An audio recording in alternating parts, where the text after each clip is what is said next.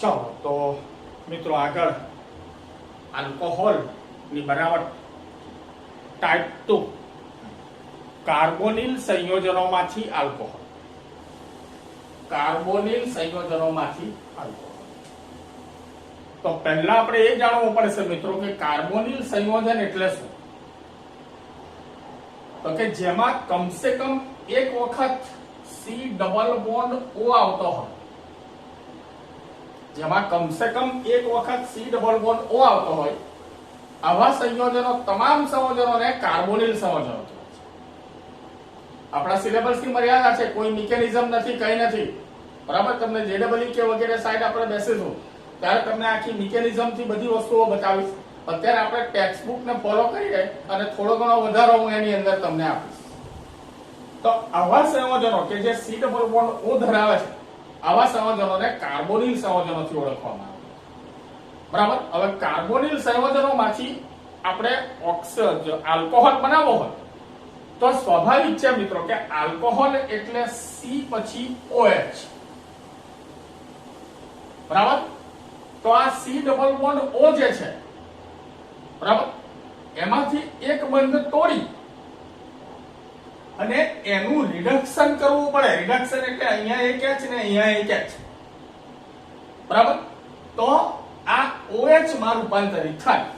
એટલે સ્વાભાવિક છે કે કાર્બોનિલ સંયોજનોમાંથી જો આલ્કોહોલ બનાવવો હોય, બરાબર છે, તો એનું કમ્પલસરી તમારે રિડક્શન કરવું પડે, બરાબર. રિડક્શન વગર કાર્બોનિલ સંયોજનોમાંથી આલ્કોહોલ બની શકે નહીં, બરાબર. તો અહીંયા અલગ અલગ 3 બાબતો આપેલી છે જેને આજે આપણે જોઈ લઈએ. થોડું થોડું લઈશું રોજ, ધીમે ધીમે, બરાબર. આટલું થોડું જાણી લો.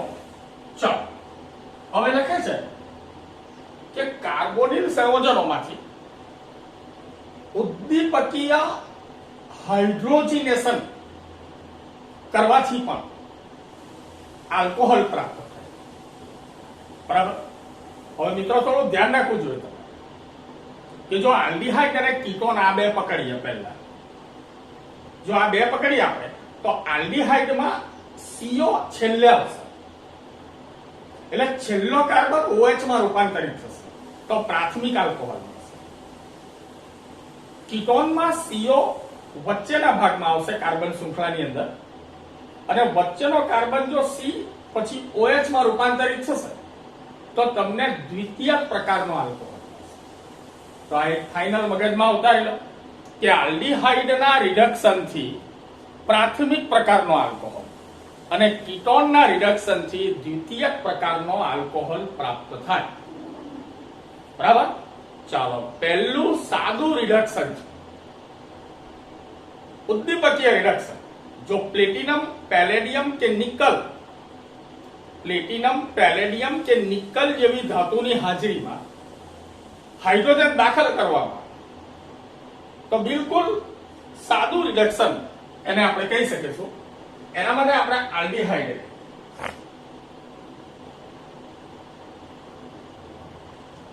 લઈએ. સાદું રિડક્શન પ્લસ H2, 3 ઉદ્દીપક માંથી કોઈ પણ લઈ શકો. નિકલ, પ્લેટિનમ, પેલેડિયમ, કોઈ પણ લઈ શકો. ચાલો વેરી સિમ્પલ. આ તૂટે માઇનસ થાય, પ્લસ થાય. વિદ્યુતઋણતાની દ્રષ્ટિએ હાઇડ્રોજનનું વિષમ કરવું પડે.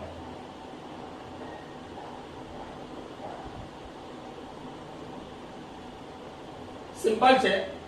વિદ્યુતીય ધન હાઇડ્રોજન ઋણ સાથે, ઋણ હાઇડ્રોજન ધન સાથે, માટે આ હવે હું લખીશ CH, આ બીજો H એટલે CH2, તેની સાથે C સાથે OH.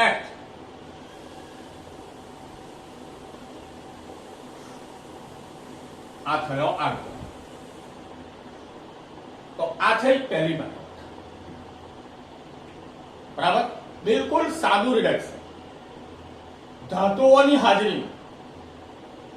જે સંક્રાંતિ ધાતુઓ છે, નિકલ, પેલેડિયમ, પ્લેટિનમ, 3 માંથી કોઈ એક, એની હાજરીમાં હાઇડ્રોજન થી આ રિડક્શન થી આ પ્રમાણે પ્રાથમિક આલ્કોહોલ બન્યા આલ્ડીહાઇડ. બરાબર છે.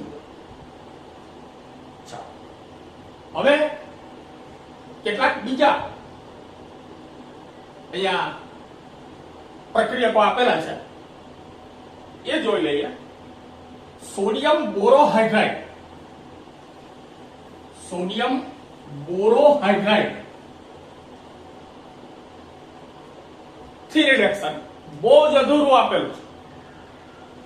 કીટોન લેવામાં આવ્યો છે R C double bond O R dash, આ પ્રકારનો કીટોન લેવામાં આવ્યો છે. તમે સમજી શકો છો કે કીટોનમાં કાર્બોનિલ વર્ગ એ શૃંખલામાં વચ્ચે આવે છેડા પર ને.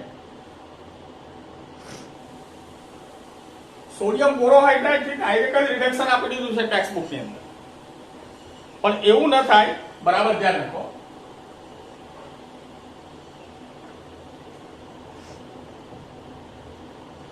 NaBH4 સોડિયમ બોરોહાઇડ્રાઇડ ટેક્સ્ટ બુક આટલું જ બતાવે છે, અને ટેક્સ્ટ બુક ખાલી આવું જ કહે છે કે RCH R ડેશ, અહીંયા OH, એક H અહીંયા, એક H અહીંયા. શું છે આ? ક્યાંથી આવ્યું? કેવી રીતે? ખોટી વાત છે. હું તમને વિધિવત રીતે બતાવું છું. બરાબર ધ્યાન રાખો. આ રિએક્શન કમ્પ્લીટ હું તમને બતાવી દઉં. R C double bond O R dash ketone sodium borohydride એક સંકીર્ણ સંયોજન છે. ધ્યાન રાખો. જેમાં H-1 છે, B+3 છે અને Na+3 છે. H-1 તમારી પાસે 4 છે, 4 H-1 છે. બરાબર ધ્યાન રાખો. જો આ બંનેને તોડવામાં આવે તો આ માઇનસ આ પ્લસ વિદ્યુત ઋણતાની થશે. તો અહીંયા પ્લસ વાળા કાર્બન સાથે H- જોડાશે અને તમારી પાસે 4 H- છે અને 4 જો તમારે વાપરવા હોય તો અહીંયા 1 મોલે આ એક જ વપરાવાનો છે. તો અહીંયા બીજા H+ લાવવાના છે તમારે. એ ક્યાંથી લાવશો? તો કે એના માટે ફરજિયાતપણે H2O ઉમેરવું. જે હું 4 મોલ લઈશ, 4 મોલ છે. આના પણ હું 4 મોલ લઈશ. Total 4 mall. 4 H2O એટલે 4 H+ અને 4 OH-. આનું આયનીકરણ લખીશ 4 H+ અને 4 OH-. બરાબર. ચાલો, આ થયો Na+1 B+3 અને H-. બરાબર. ચાલો, H-1 એક 4 વખત 4, અહીંયાથી H+1 4 વખત 4. બરાબર. માટે થશે 4 time RCH R dash OH. 4 વખત 4 મોલ એટલે 4 H- ને 4 H+ તમારા વપરાઈ ગયા. હવે બાકી રહ્યા તમારી પાસે 4 OH-. આ 4 OH- માંથી એક Na+1 સાથે એટલે NaOH અને 3 B+3 સાથે એટલે BOH3 ટાઈમ, પણ ખરેખર એ એસિડ છે. બરાબર. એટલે આપણે H3BO3 એમ લખીશું. માટે સાઇડ પ્રોડક્ટ તરીકે 1 time of NaOH plus H3BO3. બરાબર. Boric acid. તો આ તમારી સંપૂર્ણ રિએક્શન છે. મિકેનિઝમ અત્યારે બહુ લાંબી વાત થઈ જાય. જે ડબલ નીટ સાઈડ જ્યારે બેસીશું બરાબર ત્યારે હું તમને પરફેક્ટ આની મિકેનિઝમ પણ આપીશ કે આ કઈ રીતે થાય. બરાબર. અત્યારે હાલ પૂરતું આ રીતે આપણે ટેક્સ્ટ બુકમાં માત્ર આવું જ આપેલું છે, આટલું જ. બરાબર. અને એવું ન થઈ શકે, પૂરતી વિગત આપવી પડે. લિથિયમ બોરોહાઇડ્રાઇડ હોય કે સોડિયમ બોરોહાઇડ્રાઇડ, સોરી તમારો સોડિયમ બોરોહાઇડ્રાઇડ હોય કે લિથિયમ એલ્યુમિનિયમ હાઇડ્રાઇડ, બીજો પણ એક રિડ્યુસિંગ એજન્ટ છે સારામાં સારો, તો તમારે પાણીની હાજરીની ચોક્કસપણે જરૂર પડે. બરાબર, અને આ પ્રકારની સાઇડ પ્રોડક્ટો બહાર પડે. બરાબર, આ ધ્યાન રાખવું. રિએક્શન લખી લેવું વ્યવસ્થિત, આ ધ્યાન રાખવું. બરાબર, અને લખીને તૈયાર કરવું અને આ પ્રમાણે વ્યવસ્થિત મિકેનિઝમની જાણકારી રાખવી. બરાબર, તો કામ થશે આજે. બરાબર, તો આ થઈ એક જનરલ વાત.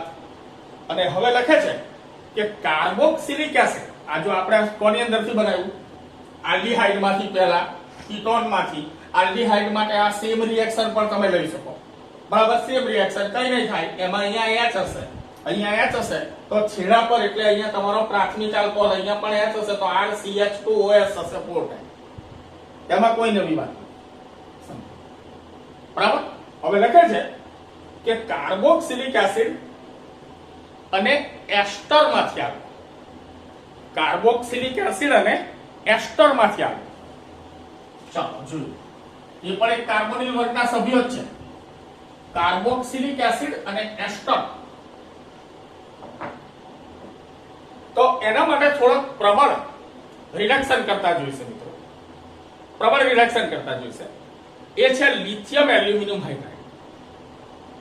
બરાબર, થોડોક સ્ટ્રોંગ જોઈશે. સોડિયમ બોરોહાઇડ્રાઇડ એ થોડોક મંદ, વીક, નબળો પડે. એટલે લિથિયમ એલ્યુમિનિયમ હાઇડ્રાઇડ, બરાબર, આનાથી એનું રિડક્શન કરવું પડે. એ થોડોક પ્રબળ રિડક્શન કરતા ઘણી શકે. ચાલો, ટેક્સ્ટ બુક આટલો બતાવે છે, જોઈ લેજો કે RCOH કાર્બોક્સિલિક એસિડ. બસ ટેક્સ્ટ બુકમાં આવું લખી દીધું કે લિથિયમ એલ્યુમિનિયમ હાઇડ્રાઇડ પહેલો પ્રક્રિયા, અને બીજો પ્રક્રિયા છે પાણી, અને ડાયરેક્ટ જ લખી દીધું RCH2OH પ્રાથમિક પ્રકારનો આલ્કોહોલ બને. બરાબર, આવું સીધું અહીંયા લખી દીધું. બરાબર, તો એવી રીતે ન હોય, તમારે આ રીતે જ કામ કરવાનું છે, તમારે આવું જ લખવાનું છે. બરાબર, પણ વાસ્તવિકતાને જાણી લો. બરાબર, એ કઈ રીતે અને શું છે એ જરાક ધ્યાન રાખો. આગળની જેમ જ ચાલો, R C double bond O single bond OH. આ થયો કાર્બોક્સિલિક એસિડ. તમે જોઈ શકો છો કે આલ્કોહોલમાં એક OH આવે, માટે એક વધારાનો O છે. બરાબર, એ વધારાનો O કરવો પણ પડશે, હાઇડ્રોજન ઉમેરવા પણ પડશે, એટલે આ સ્ટ્રોંગ રિડક્શન. બીજી વાત, તમારો જે પ્રથમ પ્રક્રિયક છે એ છે lithium aluminium hydride. Lithium aluminium hydride તમે જોઈ શકો છો સોડિયમ બોરોહાઇડ્રાઇડ ની જેમ Li+1 Al+3 અને H-1 ચાર વાર, તો તમને -1 વાળો હાઇડ્રોજન 4 મળે છે. એટલે તમારે 4 વાપરવા જરૂરી. આ ધ્યાન રાખો. બરાબર, હવે કઈ રીતે આ કામ થશે? તમારો બીજો પ્રક્રિયક જે છે એ છે H2O. હવે H2O માંથી તમને H+ મળશે, આમાંથી H- મળશે. બંને વાપરવાના છે, અને અહીંયા આ રીતે કામ થશે. આ બંને બંધ તૂટી જશે. આ થશે તમારો -2, આ થશે તમારો +2. વિદ્યુત ઋણતાની દ્રષ્ટિએ બંને બંધના ઇલેક્ટ્રોન ઓક્સિજન પર જશે. બરાબર, ઓક્સિજન પર જશે. એ થશે તમારો -2 અને આ થશે તમારો +2. ઓકે, હવે એક મોલમાં એક મોલ જો હશે તો અહીંયા તમારા H- બે વાર જશે. તમારે વાપરવાના છે 4H-. બરાબર, એક મોલે 2 જાય છે, તો મિત્રો આ કેટલા મોલ લેવા પડશે? 2. તમે જો આના 2 મોલ લેશો તો 2H- લેખે અહીંયા તમારા 4H- સ્થાપિત થઈ જશે, અને RCH2OH તમારો થઈ જશે. બરાબર, હવે જે H+ છૂટા પડે, O- છૂટા પડે છે, એમાં તમે આના 4 મોલ લો તો 4H+ ને 4OH-. બરાબર, 4H+ ને 4OH-. હવે આ તમારા 4 જે H+ થયા એ 4H+ અને આ 2 વખત O-2, એટલે નવા 2 H2O પ્રોડ્યુસ થશે. નવા 2 H2O પ્રોડ્યુસ થશે, અને જે 4 OH- તમારા છે એમાંનો એક OH- આની સાથે અને 3 OH- આની સાથે થશે તમારું RCH2OH plus LiOH plus AlOH 3 time આગળ મુજબ આગળ બોરિક એસિડ બનતો હતો એ પણ BOH 3 ટાઈમ એટલે લખવું પડે પણ એસિડ છે એટલે આપણે HClBO3 લઈએ બરાબર અને સાથે સાથે આ 4H+ ને 2O-2 એટલે તમારા નવા 2 H2O મળશે બરાબર ઓકે આ તમારી પરફેક્ટ મિકેનિઝમ થાય પણ મિત્રો ધ્યાન રાખો કે તમારા પ્રક્રિયક તરીકે પણ H2O અને નિપજ તરીકે પણ H2O બરાબર 4 મોલ વપરાય એની સામે 2 મોલ બને એટલે વાસ્તવિક વપરાશ તમારો 2 જ મોલ નો ગણાય બરાબર એટલે જો આવું ન લખવું હોય તો તમે આ 2 મોલ ને કેન્સલ કરો અને અહીંયા 4 ની જગ્યાએ તમે 2 મોલ લો બરાબર તો પણ ચાલશે ઓકે તો આ રીતે આ પરફેક્ટ રિએક્શન છે બરાબર અને એમાં પણ છેડા પર જ તમારો C=O આવે છે માટે પ્રાથમિક પ્રકારનો જ આલ્કોહોલ એમાંથી પણ પ્રાપ્ત થાય બરાબર આ કમ્પ્લીટ ધ્યાન રાખવાનું છે ચાલો આ થઈ એસિડની વાત કોઈ પણ ગૂંચવણ હોય તમે ટેલિફોનિક વાત કરી શકો WhatsApp મેસેજીસ પર વાત કરી શકો ચાલો હવે એસિડમાં એક પ્રશ્ન ઉભો થાય છે કે લિથિયમ એલ્યુમિનિયમ હાઇડ્રાઇડ એ થોડોક મોંઘો પડે એટલે એનો વપરાશ કરવો એસિડમાંથી આલ્કોહોલમાં એ થોડુંક વ્યાજબી નથી ગણાતું માટે ઔદ્યોગિક ધોરણે એસિડ સંયોજનનું આલ્કોહોલમાં રિડક્શન કરવા તેનું પહેલા એસ્ટરમાં રૂપાંતર કરી નાખવામાં અને એસ્ટરમાં રૂપાંતર કર્યા બાદ બરાબર તેનું સાદું ઉદ્દીપકીય હાઇડ્રોજનેશન કરવામાં આ પણ એક વ્યવસ્થા બરાબર સાદું ઉદ્દીપકીય હાઇડ્રોજનેશન કરી બરાબર ધ્યાન રાખો જોજો એસિડમાંથી એસ્ટર અને એસ્ટરમાંથી સાદા રિડક્શનથી આલ્કોહોલ એટલે જરા લિથિયમ એલ્યુમિનિયમ હાઇડ્રાઇડ વાપરવાનો પ્રશ્ન ન આવે ખર્ચનું પ્રમાણ ઘટે ચાલો એસિડ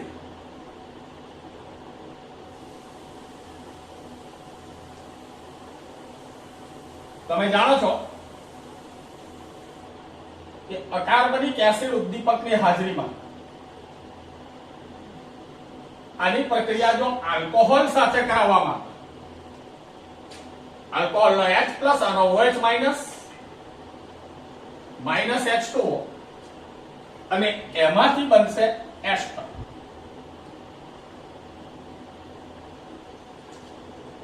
આ પ્રકારનો એસ્ટર બરાબર આ એસિડ વત્તા આલ્કોહોલ તો એસ્ટર વત્તા પાણી નક્કી છે ઓકે હવે આ એસ્ટરનું સાદું રિડક્શન કરવું એનું નિકલ પ્લેટિનમ કે પેલેડિયમ ઉદ્દીપકની હાજરીમાં સાદું રિડક્શન કરવામાં આવે ટેક્સ્ટબુક અનબેલેન્સ છે રિએક્શનો બધી તમારે કેટલા અને કેવા હાઇડ્રોજનોની જરૂર છે ધ્યાન રાખો તમે આ બનતું છે માઇનસ પ્લસ વિદ્યુત ઋણાંક આ બનતું છે માઇનસ આ +2 તો તમે વિચાર કરો કે અહીંયા તમારે એક H+ ની જરૂર છે અહીંયા એક H+ ની જરૂર છે બરાબર અને આ કાર્બન સાથે 2 H- ની જરૂર છે તો આ RCH2OH અને આ R-OH પ્રકારના 2 આલ્કોહોલ તમને માટે 4 હાઇડ્રોજન વાપરવાના છે તો 2 ટાઈમ ઓફ H2 માટે 2 time of H single bond H એનું વિષમભાગી વિભાજન કરાવવું પડે બરાબર ને વિષમભાગી વિભાજન થશે તો H+ અનુક્રમે એક અહીંયા ને એક અહીંયા પછી 2 H- અનુક્રમે અહીંયા બરાબર માટે R CH2OH RCH2OH plus R-OH એક બીજો આલ્કોહોલ કે જે તમે વાપરેલો હતો તે આલ્કોહોલ તમને પરત પ્રાપ્ત થશે અને તમારા કાર્બોનિલ સંયોજનમાંથી તમને એક નવો આલ્કોહોલ પ્રાપ્ત થશે બરાબર તો સિલેબસની અંદર કાર્બોનિલ સંયોજનોમાંથી આલ્કોહોલની બનાવટમાં આટલી મેટર આપેલી છે થોડો ડીપમાં ગયો છું બરાબર, એને નોંધી લેવું, ધ્યાન રાખવું, બરાબર, અને કામને આગળ વધારતા રહેવું, બરાબર.